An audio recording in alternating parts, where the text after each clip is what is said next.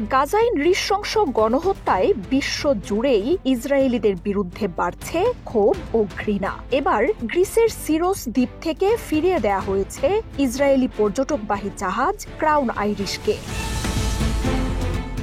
British গণমাধ্যম গার্ডিয়ানের এক প্রতিবেদনে বলা হয়, ইসরায়েলের জাহাজ ফেরার খবরে তীরে ৩ শতাধিক বাসিন্দা অবস্থান নেন। তাদের হাতে ছিল গণহত্যা বিরোধী প্ল্যাকার্ড।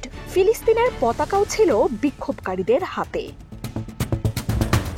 প্রমোদতরীটিতে প্রায় ১৬০০ ইসরায়েলি পর্যটক ছিলেন। ইসরায়েলি পর্যটকরা সেখানে নামার চেষ্টা করলেও তাদের ঠেকিয়ে দেয়া হয়। জাহাজে থেকেই ইসরায়েলের পতাকা আর স্লোগান দিতে থাকেন কয়েকজন। পরে নিরাপত্তাজনিত কারণে সাইপ্রাসের উদ্দেশ্যে ছেড়ে যায় জাহাজটি।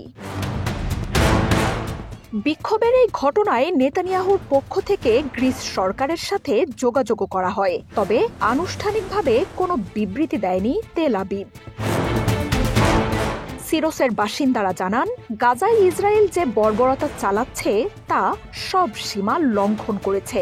গ্রিসের সাথে তেল আবিবের অর্থনৈতিক ও সামরিক সম্পর্কেরও তীব্র নিন্দা জানান তারা। তবে গাজায় গণহত্যা বন্ধে তাদের এই কর্মসূচি কিছুটা হলেও ভূমিকা রাখবে, এমনটাই আশা করছেন আন্দোলনকারীরা।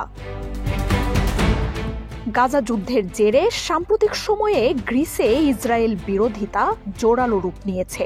এমনকি সেখানকার একটি দ্বীপে ইসরায়েলের অন্তত ৬ যুবককে মারধরের অভিযোগও উঠেছে।